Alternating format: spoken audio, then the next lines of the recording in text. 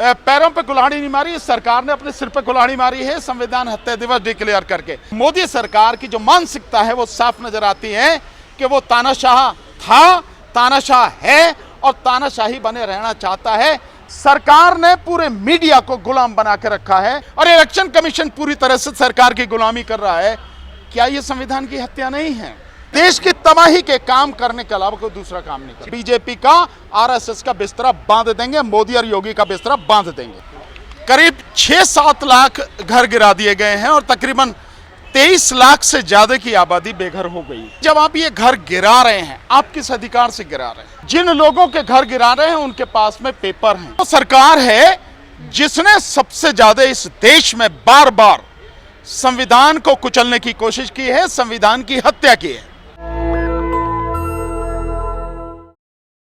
नमस्कार, मैं ब्यूटी गिरी और आप देख रहे हैं नेशनल दस्तक। जिस तरीके से देश की हालात है और लगातार गरीबों पर बुलडोजर चलाए जा रहे हैं और ये बुलडोजर नीति रुकने का नाम ले रही है और ये बुलडोजर अब दिल्ली तक पहुंचाई है जहां पर 250 गरीबों के घर गिराए जा रहे हैं, जमीन दोस्त किए जा रहे हैं। सर, किस तरीके से देखते हैं इस चीज को? मैं समझता हूं भारत के इतिहास में इस तरह से सरकारी गुंडागर्दी पहले कभी नहीं हुई, जहां निर्दोष लोगों के, बेगुनाह लोगों के, गरीबों के घर गिरा दिए जा रहे हैं। एक आंकड़ा जो आ रहा है, बड़ा चौंकाने वाला आंकड़ा आ रहा है कि 2021 के बाद से करीब 6-7 लाख घर गिरा दिए गए हैं और तकरीबन 23 लाख से ज्यादा की आबादी बेघर हो गई है। ये 2021 के बाद का एक आंकड़ा है जो आ रहा है, मीडिया में सुनाई दे रहा है। तो ये जो स्थिति सरकार ने कर रखी है, चाहे वो प्रदेश की सरकार है और चाहे केंद्र की सरकार है, कि आप कॉलोनी की कॉलोनी आप गिरा दे रहे हैं। इसी तरह का मामला जब हल्द्वानी में हुआ था तब भी यही सारी बातें हुई थी। बात सबसे बड़ी ये है कि जब आप ये घर गिरा रहे हैं, आप किस अधिकार से गिरा रहे हैं? जिन लोगों के घर गिरा रहे हैं उनके पास में पेपर हैं। सरकार ने उनसे रजिस्ट्री के पैसे ले रखे हैं। उन सबके पास में बिजली के कनेक्शन है, गैस के कनेक्शन है, वोटर लिस्ट में उनका नाम है, टेलीफोन पे उनके नाम है, उनके नाम पर गैस के सिलेंडर हैं। जब सब कुछ उनके नाम पर उस पते पे है, उन मकानों को अवैध कहकर गिराने वाली सरकार कब तक ये गैर कानूनी काम करेगी? किस अधिकार से गिरा रही है वो? तो ये बहुत गंभीर स्थिति है। 25 तारीख को संविधान हत्या दिवस मनाने के लिए केंद्र सरकार ने ये जो प्रस्ताव लाया है, उसको कैसे देखते हैं? नहीं, ये वो सरकार है जिसने सबसे ज्यादा इस देश में बार बार संविधान को कुचलने की कोशिश की है, संविधान की हत्या की है। और जिस तरह से वो हत्या करने की बात कर रहे हैं, एक नहीं जाने कितने उदाहरण हैं, ये सरकार उनके जवाब नहीं दे सकेगी। अभी इन लोकसभा चुनाव से पहले, 2024 का जो लोकसभा चुनाव हुआ उससे पहले, जब लोकसभा का सत्र चल रहा था, राज्यसभा का सत्र चल रहा था, लगभग 150 सांसदों को, विपक्ष के 150 सांसदों को बाहर कर दिया गया, उनका निलंबन कर दिया गया। और उसके बाद सीआरपीसी, आईपीसी और एविडेंस एक्ट में जो नए कानून बने हैं, नागरिक संहिता जिनको बताया जा रहा है, भारतीय नागरिक संहिता करके 3 जो कानून बने हैं, इन तीनों कानूनों को इतने सांसदों को बाहर निकालकर बिना किसी बहस के, बिना किसी चर्चा के, बिना किसी वोटिंग के पास करा लिया गया। क्या यह संविधान की हत्या नहीं है? लेकिन मोदी जी क्या यह संविधान की क्या यह संविधान की हत्या नहीं है कि आज की तारीख में कोई भी बात, कोई भी सही बात, सच बात बाहर निकल कर नहीं आ रही? सरकार ने पूरे मीडिया को गुलाम बना के रखा है, जिसे मीडिया कहा जाता है। क्या यह संविधान की हत्या नहीं है? जो संविधान के अनुसार यह युग हो कि जो देश में लोकतंत्र का चौथा स्तंभ था, उस चौथे स्तंभ को गुलाम बनाकर अपने पैरों तले दबा के रखा है। क्या यह संविधान की हत्या नहीं है? सीएजी से कौन सी रिपोर्ट आपको निकल के आती है आज की तारीख में? क्या यह संविधान की हत्या नहीं है?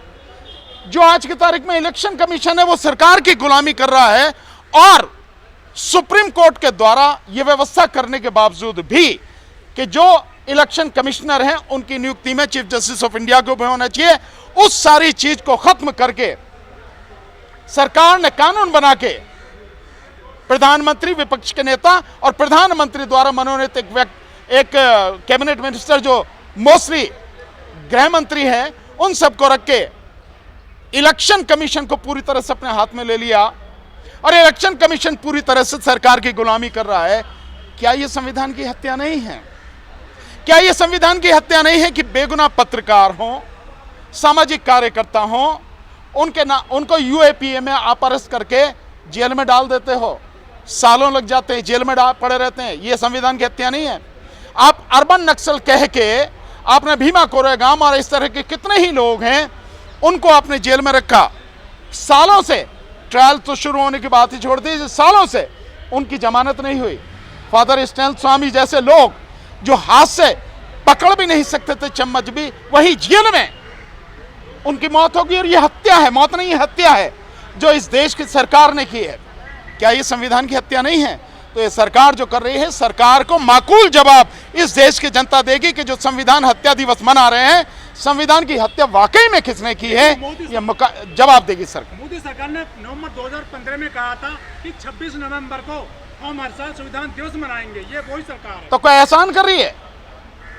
सरकार कोई एहसान कर रही है, मनाएंगे तो मनाया जा रहा है, और उससे ज्यादा कहीं देश के लोग मनाते हैं। संविधान दिवस 26 नवंबर को देश के लोग सरकार से कहीं ज्यादा मनाते हैं, उससे कहीं ज्यादा कार्यक्रम करते हैं। आप और हम सब उसमें शामिल होते हैं। तो इसमें क्या कोई बहुत बड़ा काम थोड़ी ना उसने किया। दिवस है तो है, उसको मनाया जा रहा है, मनाया जाएगा। लेकिन ये संविधान हत्या के दिवस जो बात कर रहे हैं, ये अपने आप में इस सरकार का, और बाकायदा कानून लाके सरकार जो नोटिफिकेशन में लाके ये सब बात कर रही है, इससे ज्यादा घिनौना कृत्य क्या होगा सरकार का।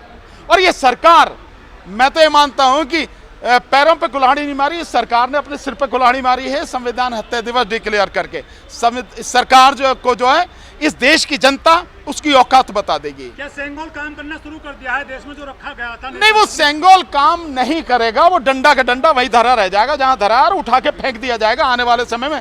उसकी चिंता करने वाली बात नहीं है। लेकिन उस सेंगोल के माध्यम से मोदी सरकार की जो मानसिकता है वो साफ नजर आती है कि वो तानाशाह था, तानाशाह है और तानाशाही बने रहना चाहता है।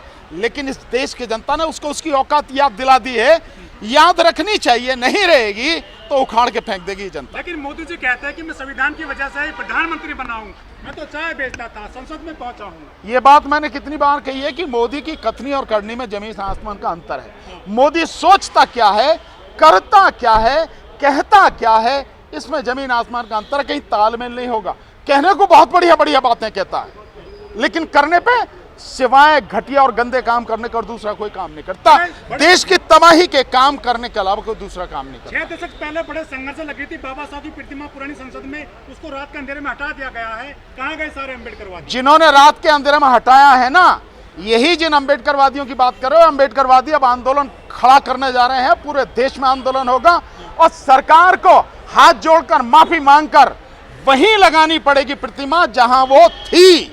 सरकार बच नहीं सकती है। हम किसी भी हालत में अपने स्वाभिमान को झुकने नहीं देंगे। बाबा साहब का अपमान किसी कीमत पर बर्दाश्त नहीं करेंगे। और जो कोशिश, घिनौनी कोशिश इसने पहले की है, वो हम किसी हालत में उसे कामयाब होने नहीं देंगे। जहां थी, जैसी थी, उसी रूप में सम्मान के साथ ये प्रतिमा स्थापित करनी पड़ेगी इसी भाजपा सरकार को, एनडीए सरकार को, मोदी सरकार को।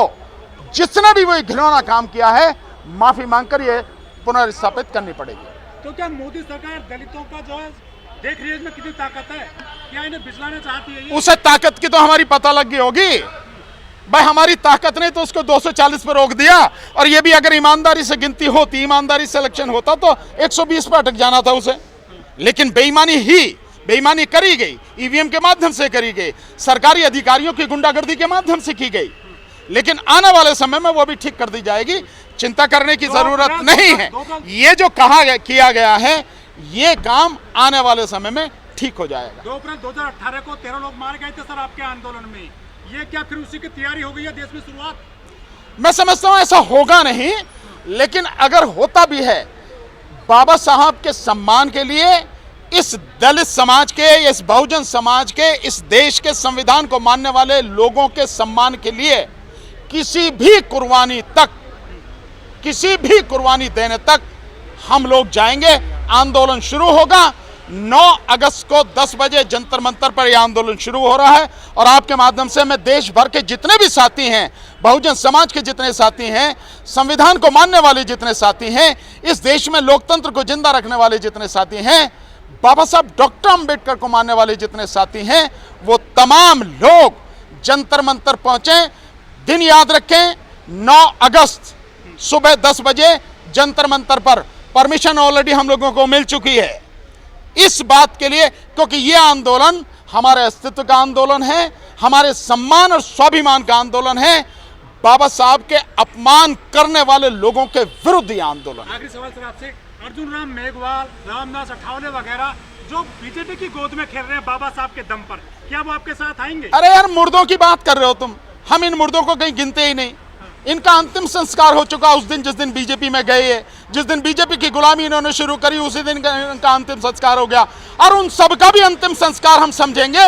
जितने भी सांसद हैं, विधायक हैं, जो अभी भी चुन के आए हैं, पहले भी रहे हैं, कहीं भी हैं, अगर वो इस आंदोलन में 9 अगस्त को जंतर मंतर पर नहीं आते हैं, और संसद में बैठे हुए तमाम सांसद अगर इस आवाज को अंदर संसद में नहीं उठाते कि बाबा साहब की प्रतिमा जहां थी पूरे सम्मान के साथ वहीं स्थापित की जाए, तो इन सबको भी सबक इस देश की जनता सिखाएगी। हम बाहर लड़ेंगे और इन एमपीओ से हमारा अनुरोध है कि अंदर पार्लियामेंट में ये सवाल उठाएं।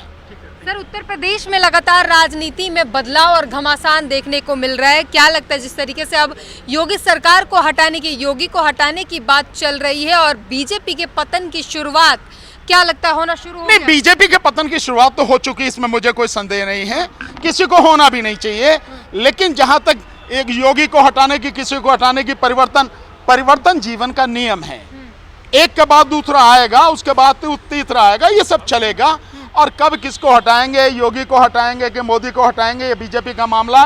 लेकिन हम लोगों का ये है, इस देश की जनता ने यह तय कर रखा है कि जो कसर अब के रह गई है, आने वाले 3 राज्यों में जो चुनाव होंगे उसमें पूरी कर देंगे, और आगे जो भी चुनाव होंगे उसमें कसर पूरी कर देंगे, और बीजेपी का, आरएसएस का बिस्तरा बांध देंगे, मोदी और योगी का बिस्तरा बांध देंगे। तो लगातार उत्तर प्रदेश में बदल रही राजनीति ये दिखा रहा है कि किस तरीके से बीजेपी के अंदर खाने में बड़ी भूचाल है। और इसके अब जो खबर आ रही है योगी आदित्यनाथ को हटाने की, और केशव प्रसाद मौर्य को उम्मीद लगाई जा रही है कि वो वहाँ के आने वाले समय के मुख्यमंत्री होंगे। और आने वाले 9 अगस्त को जो जंतर मंतर पर जनसैलाब उमड़ेगा, उसके बारे में भानु प्रताप सीनियर वकील ने बताया। इस पूरी बातचीत पर अपनी प्रतिक्रिया जरूर दीजिए। कैमरामैन आशीष के साथ beauty green, national Dastak. National Dastak की आपसे गुजारिश है कि अगर इसको बचाना चाहते हैं तो नेशनल दस्तक को सब्सक्राइब करने के लिए रेड कलर के सब्सक्राइब बटन को दबाएं, फिर बेल आइकन की घंटी दबाएं। नेशनल दस्तक को बचाने के लिए बहुत जरूरी है कि हर खबर को शेयर करें, लाइक करें, कमेंट जरूर करें।